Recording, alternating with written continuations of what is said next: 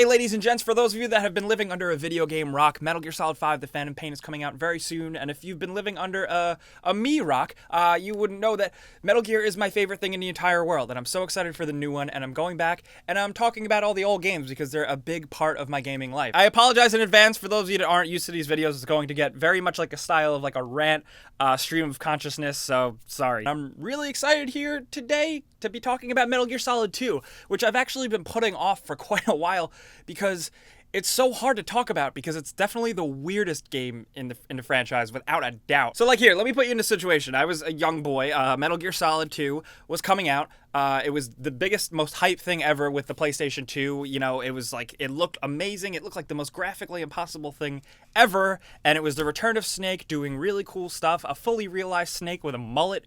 And he looked amazing. And it was the first game I ever pre-ordered. I was like, pre-order? What's that? And then I did it.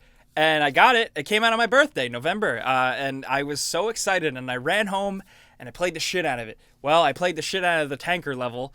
And then the rest is video game history. I'm sure a lot of you guys know what happened. For those of you that don't know the Metal Gear Solid 2 situation, though, the big debacle, the big thing, there was so much hype about this game, the return of Snake, all the marketing showed Snake doing all this cool stuff, and then it turns out Snake is only roughly 15% of the game. The rest of the game you play as a completely different character, one who isn't that likable, named Raiden. And now because, like I said, these games are a big part of my life, I go back and forth with them all the time, and like I always feel differently. And as of right now, I'm kind of like sympathetic towards Metal Gear Solid 2, and I can really appreciate the big swindle that it pulled off. You know, the fact that, you know, it was completely hidden to us that we'd be playing as a completely different character for an entire game. The fact that we had no idea about that leading up to this game, and it was a big surprise when everybody put the disc in the PlayStation, that's insane. Steve Jobs can't keep the iPhone 4 safe. You know, Marvel can't keep Captain America and Iron Man's secrets. But, you know, Metal Gear in 2001, it was a different time, and that was the biggest kept secret, and it was probably one of the biggest video game surprises, but also letdowns. So it sucks. All right, it sucks not playing a Solid Snake. It really sucks, especially because that beginning of the game, the tanker chapter, is like a perfect slice of video game life. It's like you get a boss battle with a cool new character. You get to play as Snake, all the new gameplay mechanics. The graphics are amazing. And then that's it. And then all of a sudden the game basically like hard resets. And you're playing as someone else, codenamed Snake, who is clearly not Snake. He kind of looks like a little punk girly boy, and then you're cast out on an adventure as somebody else, and it's weird. So when I was a young boy, I felt totally lukewarm about Metal Gear Solid 2. I was so excited about it, but ultimately, you know, after I beat it, I just kept going back and playing the Snake section because I wasn't really into the whole Raiden thing. But like now, if you really look at it, it is like a good Metal Gear game, a good sequel. You know, it has an epic soundtrack. It has the score remastered it with Harry Gregson Williams' score, and it's amazing. And the stakes are bigger. There's more boss battles. You know, there's another cyborg ninja, and like there's all this stuff that makes it seem like it's a really great Metal Gear game. And there are pockets of brilliance in there.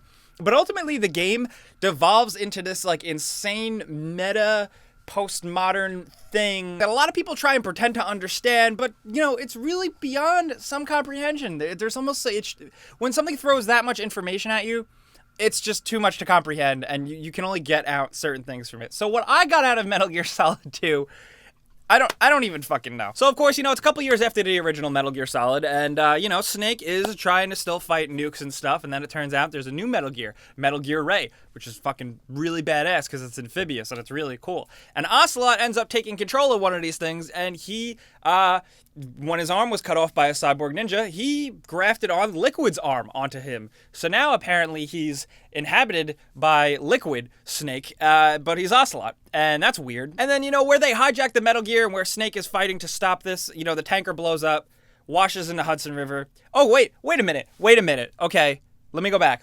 Double back here. The intro, the opening scene to Metal Gear Solid 2, despite the game, you know, maybe being like the only Metal Gear game I'm like, meh, okay, about, the opening to that game is probably one of the best video game openings I've ever seen. Maybe it's being a New York boy, but, you know, seeing one of my favorite video game characters in a realistic landmark walking the George Washington Bridge in slow motion in the rain, and then he dives off into the Hudson River onto a boat in like this highly stylized cinematic fashion. It's the coolest thing ever, and it's so Metal Gear, and it was so great.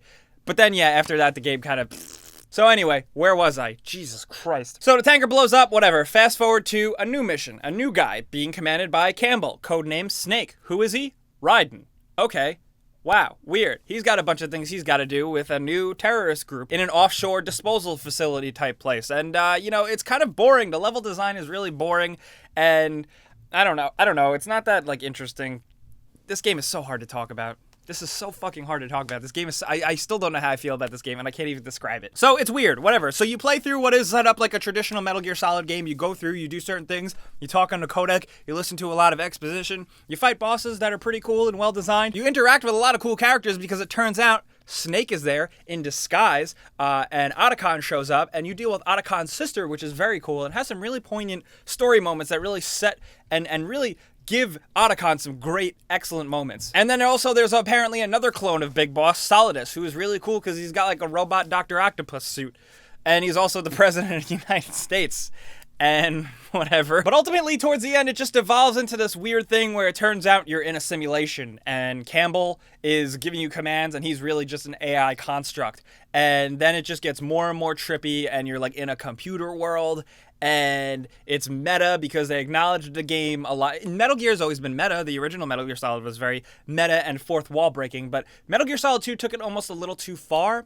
It's all completely nonsensical, but there are pockets of greatness. There are parts of it that are really cool. So, for those of you that have played the game, this is, because I can't explain it. There are smart people out there. There are a lot of smart YouTube videos that maybe they can tell you exactly what the fucking story is, but for me, here's what I take away from it. Okay, you start out, you're really, is Metal Gear Solid 2 even real? That's the biggest question.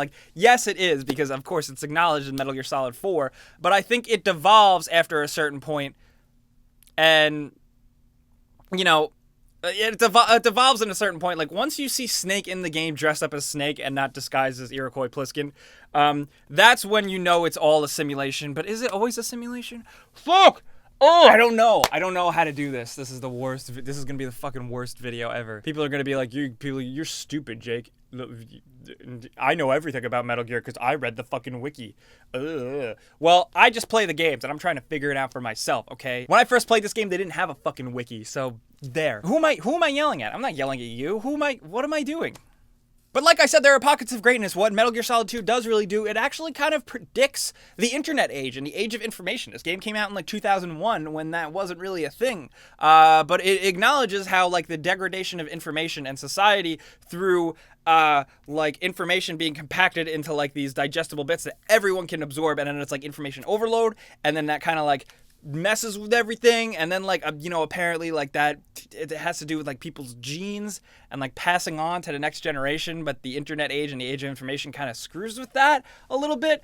I think as much as and as much as I say a lot of it doesn't make sense, while you're playing it and the reveal of all this trippiness, it's all whoa, cool, very cool. Once you really start to think, it's a lot more difficult, but it's a cool experience. It's a cool Metal Gear experience, especially because the end is really cool because you're Raiden and you finally break from that trying to be Solid Snake type of thing. Raiden stops kind of whining. He breaks out of his shell. He doesn't just rely on his VR mission training. He uses a sword, which is very unlike any of his training. And he cuts down Solidus. He cuts down a snake. And it's really cool because they fight on the top of Federal Hall in downtown New York City, which is a real place that I know of, and it's really cool. And Solidus falls off, and then he hits the George Washington statue.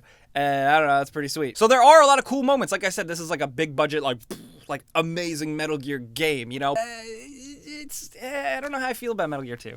I still don't know how I feel about it. But like I said, talking about Metal Gear Solid 2 is really difficult for me. Maybe I'm not that smart, I'll be completely honest. But it's a fun game, and it does raise some very interesting questions, and it is smart. It is a little bit smarter than me, but there are some things with it that are fantastic, and there are some things with it that might just kill your vibe, and you might not like it at all. I know some people who think Metal Gear 2 is their favorite. I think they're crazy. But hey, I do want to talk to you guys in the comments about it, though. Maybe I can get my thoughts out a little bit more there in writing through comments, because I can't go into every character and every detail, but like I said, there are really cool moments in Metal Gear Solid 2. And really just the fact that it's a commentary on video games and action movies and society and the internet and Metal Gear Solid 1 and so many things. So I want to hear what you guys think about that mess down in the comments. But that's it for me, guys. I am really looking forward to hearing what you guys have to say about this, because everybody has a different opinion about Metal Gear. But as always, guys, I'm Jake Baldino. You can like me on Facebook, you can yell at me on Twitter, and you can subscribe because video games.